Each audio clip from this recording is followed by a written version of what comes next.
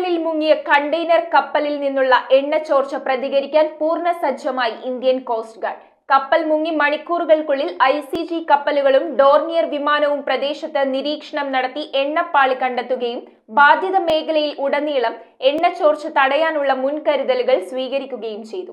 Liberian container കപ്പൽ MSC എൽസ-3 മുങ്ങിയതിനെ തുടർന്ന് Indian coast guard പൂർണ്ണ തോതിലുള്ള മലിനീകരണ പ്രതികരണ പ്രവർത്തനങ്ങൾ ആരംഭിച്ചു. കപ്പൽ മുങ്ങി മണിക്കൂറുകൾക്കുള്ളിൽ ICG നിരീക്ഷണ വിമാനം എണ്ണപ്പാളി കണ്ടെത്തുകയും ICGS കപ്പലുകളും ഡോർണിയർ വിമാനവും ആകാശ വിലയിരുത്തലുകൾ നടത്തി ബാധിത മേഖലയിലുടനീളം എണ്ണച്ചോർച്ച നിയന്ത്രിക്കുന്നതിനുള്ള പ്രവർത്തനങ്ങൾക്ക് തുടക്കം കുറിച്ചു.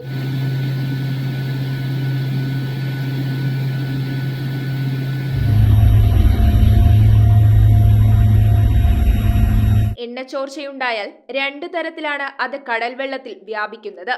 നേർത്ത എണ്ണപ്പാടയായും വളരെ ആഴത്തിൽ വെള്ളത്തിൽ എണ്ണ കലരുന്ന രീതിയിലും. വളരെ നേരിയ പാളിയായാണ് എണ്ണ കടലിൽ വ്യാപിച്ചിട്ടുള്ളതെങ്കിൽ ഡിസ്പേഴ്സന്റ് ഉപയോഗിച്ച് എണ്ണയെ ഇല്ലാതാക്കുകയാണ് ചെയ്യുക. എണ്ണയെ ചെറിയ കണികകളാക്കി വെള്ളത്തിൽ ലയിപ്പിച്ചു കളയാൻ കഴിയുന്ന രാസപദാർത്ഥമാണ് ഡിസ്പേഴ്സന്റായി ഉപയോഗിക്കുന്നത്. എണ്ണ കയ്യിൽ പറ്റിയാൽ സോപ്പ് ഉപയോഗിച്ച് കഴുകി കളയുന്നത് പോലെയുള്ള പ്രവർത്തനമാണ് ഇവിടെ നടക്കുന്നത്. കോസ്റ്റ് ഗാർഡിന്റെ ഡോർണിയർ വിമാനങ്ങൾ ഉപയോഗിച്ച് ഡിസ്പേഴ്സന്റ് എണ്ണ പ്രതലത്തിൽ തളിക്കും. ചെറിയ കനത്തിൽ എണ്ണ പടർന്നിട്ടുണ്ടെങ്കിൽ ബൂം, സ്കിമ്മർ തുടങ്ങിയ ഉപകരണങ്ങൾ ഉപയോഗിച്ച് എണ്ണ വലിച്ചെടുക്കണം. എന്നാൽ കടൽ പ്രക്ഷുബ്ധമായ സമയത്ത് ഇത് പ്രായോഗികമാകണമെന്നില്ല.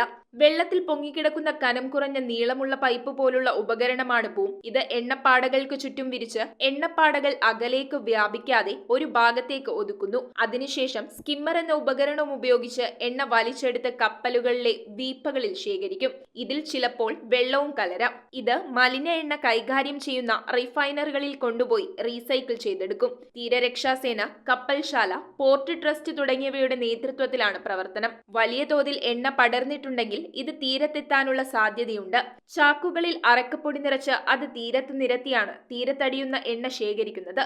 അപകടകരമായ മാലിന്യങ്ങൾ കൈകാര്യം ചെയ്യുന്ന അമ്പലമുകളിലെ കേരള എൻവിറോ ഇൻഫ്രാസ്ട്രക്ചറിൽ കൊണ്ടുപോയി ഈ ചാക്കുകൾ നിർമ്മാർജ്ജനം ചെയ്യും. തീരത്തെ മണ്ണിൽ എണ്ണ കലർന്നാൽ മണ്ണ് ശേഖരിച്ച് പ്ലാന്റിൽ കൊണ്ടുപോയി നിർമ്മാർജ്ജനം ചെയ്യുന്നതാണ് മറ്റൊരു രീതി. മലിനീകരണ നിയന്ത്രണ ബോർഡാണ് തീരത്തടിയുന്ന മാലിന്യം നിർമ്മാർജ്ജനം ചെയ്യുന്ന പ്രവർത്തനങ്ങൾക്ക് നേതൃത്വം നൽകുന്നത്. News bureau, Kochi. കമ്പ്യൂട്ടറിൽ നിങ്ങളുടെ കാഴ്ച പരിശോധിക്കുവാൻ ക്വാളിഫൈഡ് ഒപ്ട്രോമെട്രിസ്റ്റിന്റെ സേവനം ലഭ്യമാണ്. KR Opticals, near federal bank, Palluruthy. Specs world, opposite TB hospital, Karuvelippady. KR Opticals, combustion മുക്ക്, കുമ്പളങ്ങി.